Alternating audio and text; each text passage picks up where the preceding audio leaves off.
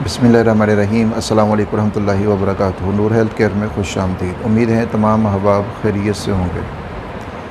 मसाना की कमज़ोरी मतलब ये है कि अगर आपको पेशाब बार बार आता है या पेशाब करने के बाद भी कतरे आते हैं या खांसने से ज़्यादा खांसने से पेशाब के कतरे निकल जाते हैं, ज़ोर से छींकने से पेशाब के कतरे निकल जाते हैं, पेशाब करके आते हैं लेकिन महसूस यही होता है कि अभी पेशाब मुकम्मल तौर पर मैं फ़ारिग नहीं हुआ और फिर थोड़ी देर बाद दोबारा पेशाब आ जाता है। तो ये सारी सूरतें इस चीज़ को बताती हैं कि आपका मसाना कमज़ोर हो चुका है।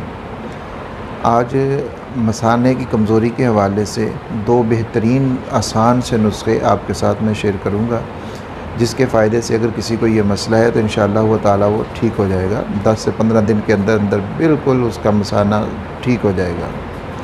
उससे पहले गुजारिश ये है, अगर आप चैनल पर नए हैं चैनल को सब्सक्राइब कीजिए, बेल आइकन को प्रेस करने के बाद आल के ऊपर ज़रूर प्रेस कर दें ताकि हमारी आने वाली हर वीडियो का नोटिफिकेशन आपको मिल सके।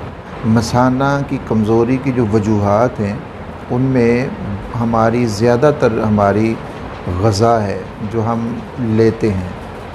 मसलन ऐसे अफराद जो सिगरेट नोशी के आदी हैं, तंबाकू नोशी के आदी हैं, या वो तेज़ पत्ती और तेज़ चीनी वाली चाय पीने के आदी हैं, सफ़ेद चीनी का बहुत ज़्यादा इस्तेमाल करने वाले हैं, इसी तरह वो कोल्ड ड्रिंक्स का इस्तेमाल ज़्यादा करते हैं, एनर्जी ड्रिंक्स का इस्तेमाल ज़्यादा करते हैं, दायमी क़ब्ज़ उनको रहती है, तो ये सारी चीज़ें मसाना की कमज़ोरी का सबब बन सकती हैं।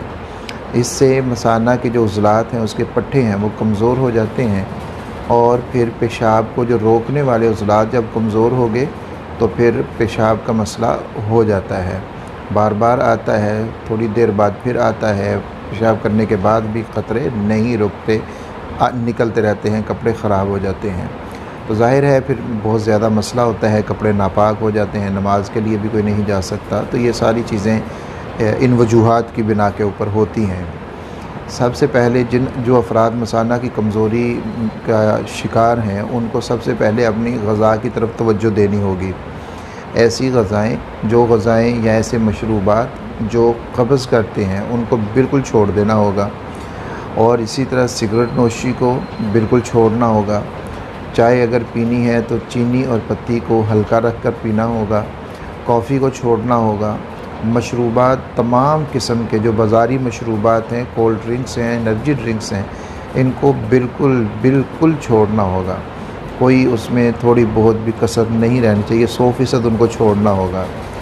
तो अगर आप इन सारी चीज़ों को छोड़ देंगे, फिर आप कोई भी नुस्खा इस्तेमाल करते हैं, कोई भी दवाई इस्तेमाल करते हैं, तो आपको फ़ायदा फिर ही होगा।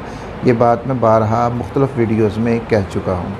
अगर हम उन चीज़ों को जो हमारी बीमारी का सबब बनती हैं उनको नहीं छोड़ते और उसके मुकाबले में हम दवाई जितनी मर्ज़ी खाते रहें, तो वो दवाई के इस्तेमाल से हमें वक्ती तौर के ऊपर फ़ायदा तो ज़रूर हो जाता है, अफाका भी हो जाता है, लेकिन जैसे ही हमने दवाई छोड़ी मर्ज़ फिर वापस आ गया।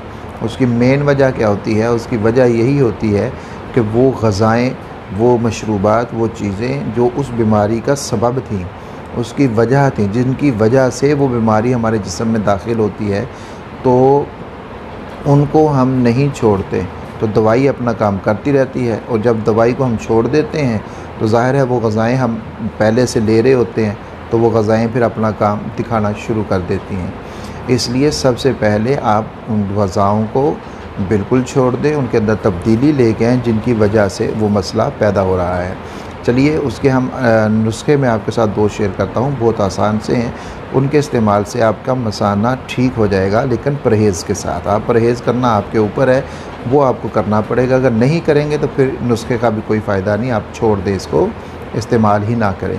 आपने सफ़ेद तिल लेने हैं और उनके हम वज़न ही आपने मिश्री ले लेनी है।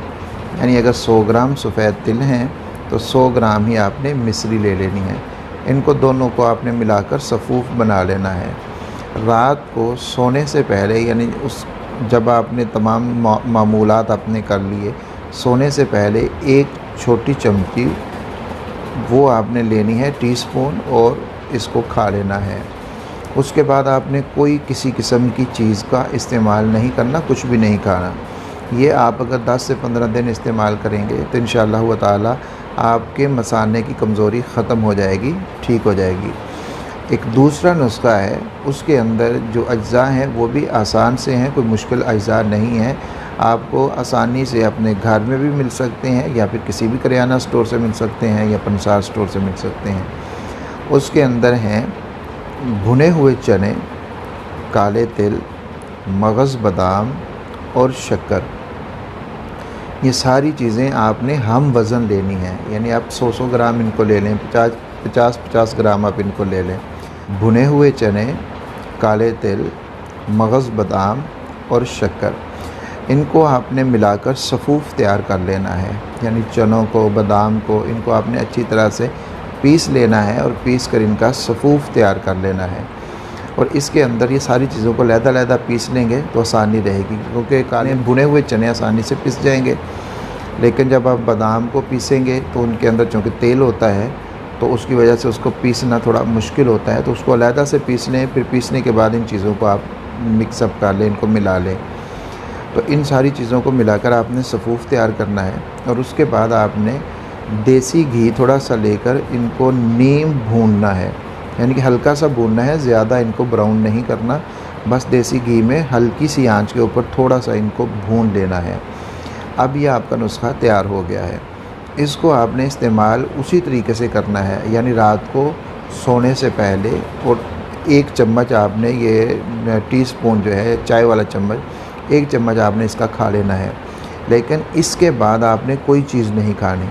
10 से 15 दिन आप ये नुस्खा इस्तेमाल करेंगे तो इसके इस्तेमाल से इंशाअल्लाह ताला आपके मसाने की कमज़ोरी बिल्कुल ठीक हो जाएगी। पेशाब की रूटीन ठीक हो जाएगी, आपको तंग करना बंद कर देगा। और जो क़तरे आपके पेशाब के बाद निकलते हैं वो भी ख़त्म हो जाएंगे। तो हर तरह की जो भी मसाने की कमज़ोरी की अलामात या वो चीज़ें जो आपके साथ हो रही थी इसकी वजह से, वो सारी ठीक हो जाएंगी। उम्मीद है आज का नुस्खा आपके लिए बहुत ज़्यादा फ़ायदेमंद होगा। इंशाअल्लाह बहुत जल्द एक नई वीडियो के साथ मुलाकात होगी। अपना ख्याल रखिएगा, तब तक के लिए अल्लाह हाफ़िज़।